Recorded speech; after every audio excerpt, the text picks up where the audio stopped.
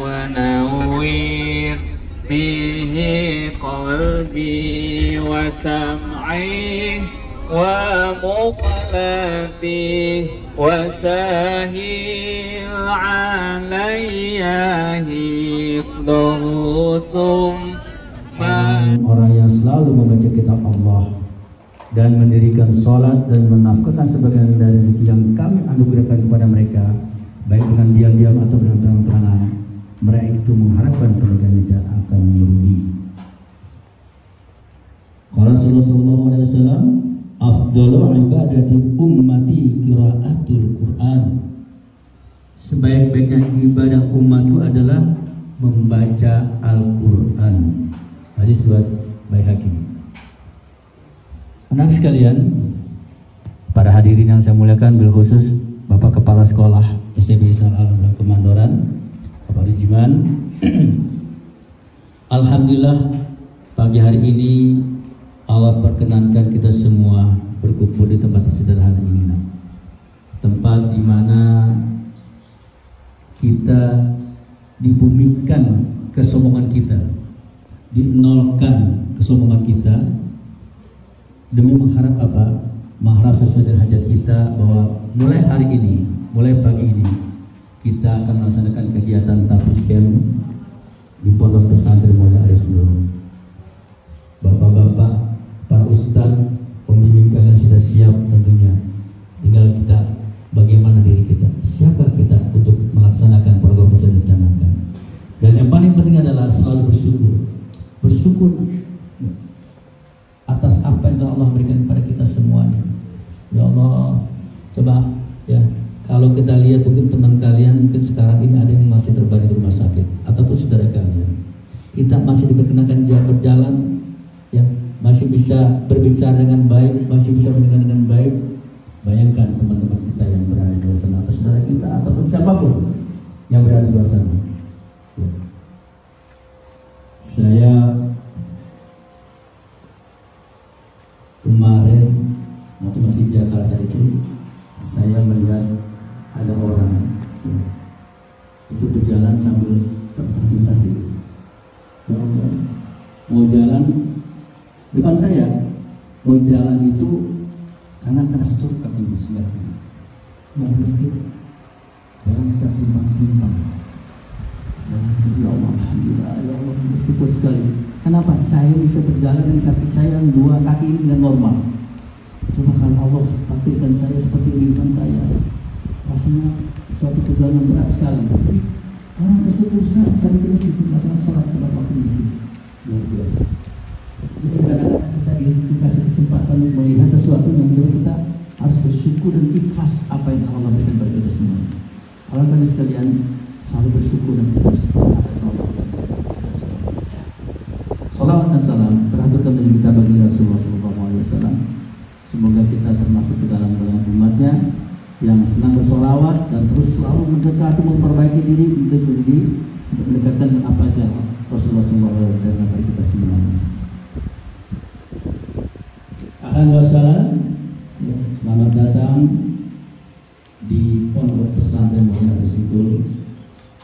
Pondoknya usianya juga belum terlalu lama, tapi alhamdulillah ada beberapa di antara kakak-kakak pesantren yang pernah mengikuti tahfiz camp di tempat ini. Alhamdulillah, mereka bisa menyesuaikan dengan apa yang telah dicanangkan, apa yang ada di pondok ini. Pondok ini bukanlah suatu hotel yang luar biasa, tapi tidak hanya pondok adalah kampung damai, di mana semuanya kita akan lakukan dengan penuh kesederhanaan. Kesombongan kita hilangkan. Kenapa? Karena kalian punya target untuk mengikuti tahfiz camp ini dengan baik. Sudah dicanangkan berapa hafalan yang akan kita kejar. Kejarlah dengan sesungguhnya, kejarlah dengan penuh semangat dan keikhlasan. Anak sekalian, tadi saya sudah bacakan ayatnya, Al-Quran surat Al-Fatihah 29 dan hadis Rasulullah SAW, bahwa kalau kita dekat dengan Al-Quran, kita mau membaca Al-Quran, apalagi ini menghafal, maka kita akan termasuk golongan hamba Allah yang tidak akan pernah merugi. Tidak akan pernah merugi. Kalau kita dekat dengan Al-Quran, tidak akan pernah merugi. Antum merasakan nih, ya? Antum merasakan, kan? Kalian merasakan bagaimana saat kalian membaca Al-Quran, kemudian kalian bisa menghafalnya. Coba tanya pada diri kalian, dan rasa apa, perasaan apa yang sudah ya Allah berikan pada kita. Luar biasa Allah tuh sayang kepada hamba-hambanya yang sering membaca Al-Quran, apalagi menghafalnya. Jangan pernah mengeluh, oh capek, susah. Enggak, itu semuanya ujian. Orang yang sukses pasti diuji. Paham? Ya. Orang yang sukses pasti akan melalui suatu ujian. Enggak mungkin orang yang berhasil dan sukses itu tidak melalui masa-masa proses ujian. Kalian kalau mau naik kelas diuji enggak? Uji kan? Mau jadi ketua OSIS saja diuji. Harus berhadapan dengan kandidat yang lain kan gitu, ya. Bertarung dengan slogan-slogannya yang luar biasa. Ya. Itu ujian. Tapi begitu mereka bisa lewati masa-masa itu, mereka akan menjadi orang yang berhasil. Benar sekali kan? Kegiatan menghafal Al-Quran banyak sekali manfaatnya. Orang yang membaca dan menghafal Al-Quran dan meyakini bahwa Allah akan berikan yang terbaik bagi orang-orang yang baca Al-Quran, maka Al-Quran itu kan jadi penolongnya pada hari akhir, hari kiamat nanti. Oh, Pak Haji ngomong doang, itu kan kiamat nanti kita, ya semuanya nggak ada ini, tapi Allah sudah menjanjikan, dan Allah janji Allah itu benar, nah. Allah nggak akan ingkari janjinya.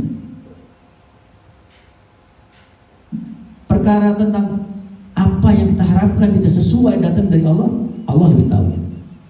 Allah lebih tahu apa yang terbaik buat kita. Jadi jangan pernah saya minta ini kok nggak dikasih sama Allah. Enggak, karena Allah tahu kalau Allah kasih mungkin jadi nggak baik. Makanya nggak dikasih seperti kita harapkan. Allah ganti dengan hal yang lain. Kemudian orang yang membaca apalagi menghafalkan diangkat derajatnya. Nah, antum itu orang-orang mulia loh, orang-orang pilihan, luar biasa ini. Berada di dalam ladang perjuangan, pondok pesantren dalam perjuangan, kalian pejuang-pejuang luar biasa. Mau mengisikan waktunya di hari Ahad ini ada, bukan bersama-sama teman-teman yang lain di mall, tapi ada di pesantren. Dalam rangka apa? Mempersiapkan diri menghafal Al-Quran. Luar biasa. Allah angkat derajatnya itu. Wah, kan saya handphone saya gimana?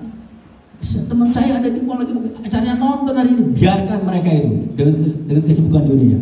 Antum hadir di sini, mempersiapkan diri antum untuk menggapai kemuliaan yang telah Allah janjikan. Kemudian apa lagi? Dengan membaca, menghafal Al-Quran yang lebih sering lagi, Al-Quran akan menjadi pelindung diri antum dari pada sisa neraka jahanam. Luar biasa. Yang gak kalah pentingnya apa? Nah, kan mungkin kalian sering dengar. Manfaat orang yang membaca dan menghafal Al-Quran adalah apa? Dia akan menjadi seorang anak yang akan membahagiakan orang tuanya. Orang tua anda kira-kira bahagia nggak anda ikut hafal kegiatan tahfiz? Ada yang orang tua nggak bahagia? Bahagia atau tidak orang tuanya? Bahagia. Ya Allah. Sementara teman-teman yang lain mungkin asik dengan handphonenya, ya. Tapi antum asik menghafal Al-Quran. Coba orang tua mana yang gak bangga melihat anak seperti itu? Oh, percaya perkara dengan nanti saya ketinggalan teknologi. Gampang teknologi mah itu. Membaca menghafal Al-Quran itu luar biasa, nak. Saya pernah diberi kesempatan untuk menyampaikan khutbah Jumat di San Jose State University waktu saat itu. Kita di sana ada namanya Muslim Student Association. Di suatu saat saya dikasih kesempatan untuk khutbah Jumat. Saya bilang begini kepada mereka, you come from some other countries, with some other languages, but once we come to America and the professor asks for the project and you have to find the project literacy in the library, ini perpustakaan sebenarnya. Tapi kita bisa. Yang dari Cina huruf pakai apa? Turun ke bawah kan? Betul? Huruf kanji ya. Jepang juga begitu kan? Arab juga begitu. Arab dari kanan ke kiri. Tapi pada saat dia datang ke Amerika dia bisa. Kenapa kita tidak bisa untuk membaca Al-Quran? Kenapa? Kalau kita punya niat yang kuat, pasti bisa. Antum juga begitu, nak. Jangan ikut, otak saya kurang kalau menghafal. Nah, ingat, pernah dengar cerita nggak? Ada seorang berteduh di satu gubuk yang tersesat dalam hutan.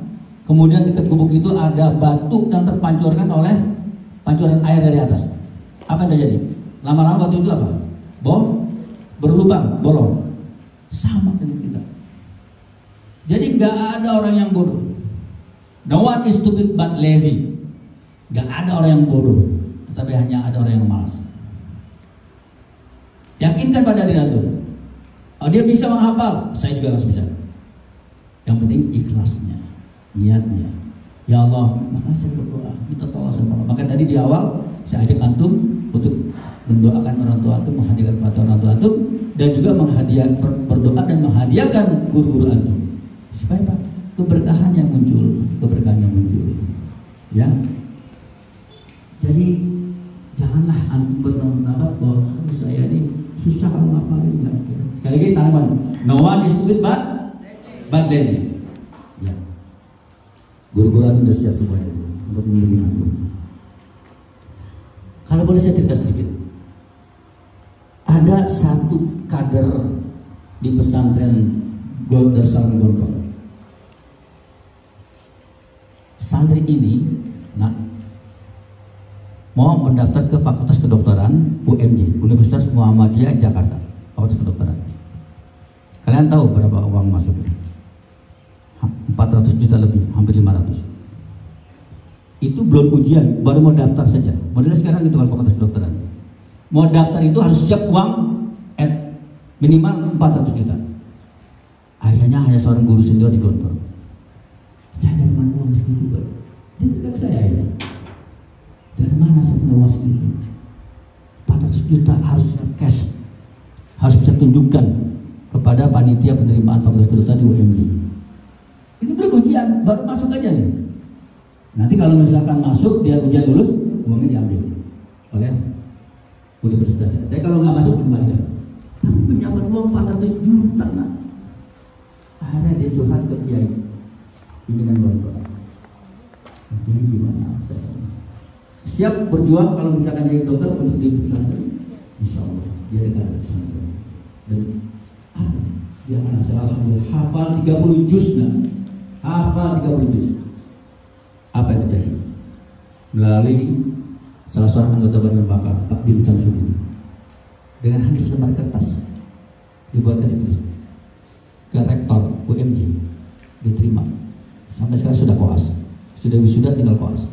Koas itu artinya kayak semacam praktek pelatihan di beberapa rumah sakit.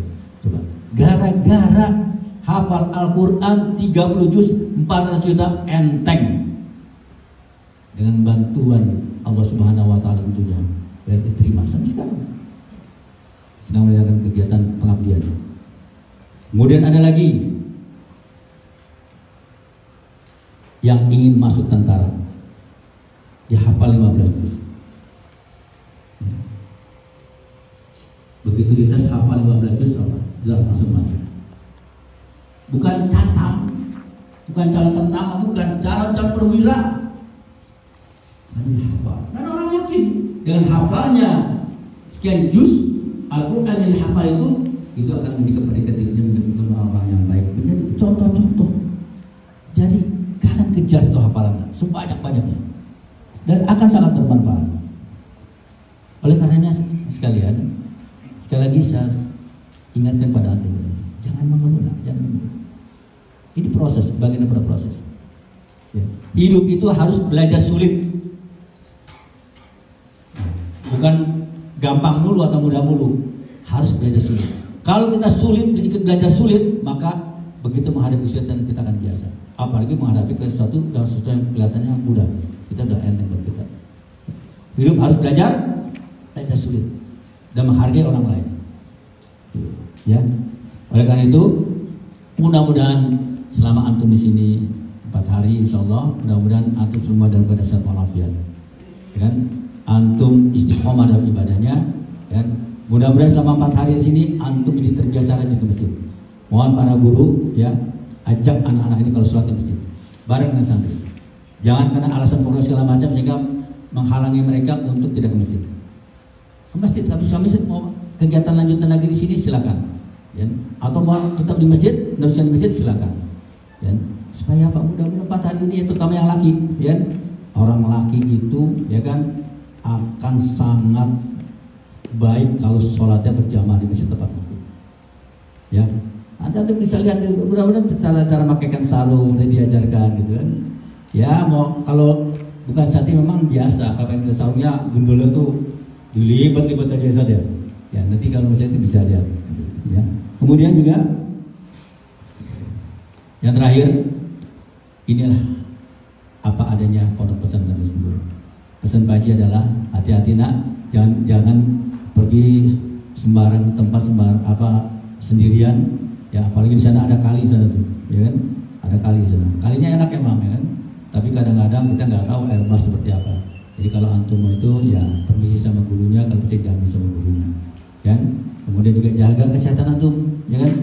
Jangan sampai kurang minum atau karena pengen minum es dulu, jangan, ya kan? Dikurangi lah. Kan? Karena apa? 4 hari ini antum harus bisa ngedatarkan antum kalau bisa lebih. Dan kalau antum ada kebutuhan, sesuatu kebutuhan, sampaikan kepada guru antum. Dan di situ ada sirka, ada koperasi. Kalau antum mau belanja silakan, ya. Dan juga tolong jangan kalau telepon ke orang tuanya selalu mengeluh. Enggak, bilangannya maaf aku senang. Ya, jangan mengeluh. Kasihan orang tua itu. Biarkan orang tua itu mendoakan aja dari rumah, ya kan? Kalau mau mengirimkan silakan kirimin. Begitu juga kalau antum, kan? Kalau antum dapat kiriman jangan lupa gurunya, ya. Jangan bapak untuk makannya. Nah, cari apa? Cari keberkahan dari guru, ya. Baik itu saja mungkin pesan dari saya. Mudah-mudahan antum bisa lebih semangat lagi. Ingat, ya kan, bahwa antum punya kewajiban menyenangi orang tua antum. Salah satunya adalah dengan menghafal Al-Quran. Siap untuk menghafal Al-Quran? Ya. Siap untuk menyenangi orang tua antum? Ya. Takbir? Allahu Akbar. Assalamualaikum warahmatullahi wabarakatuh. Waalaikumsalam.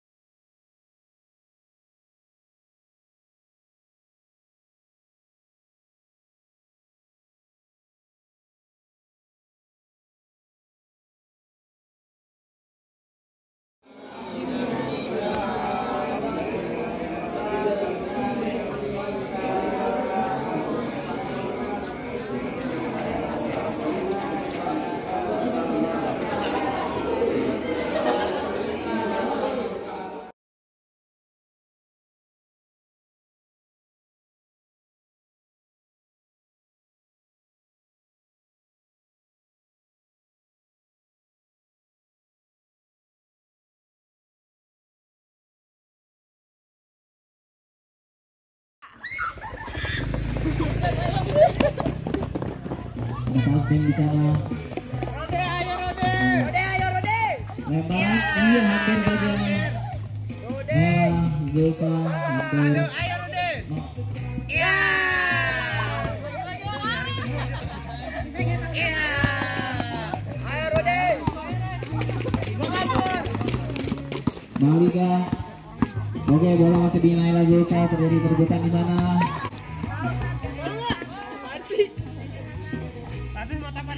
Jadi wasit apa? Iya. Di garis belakang menonton ada wasit di sana. Wiran masih menonton.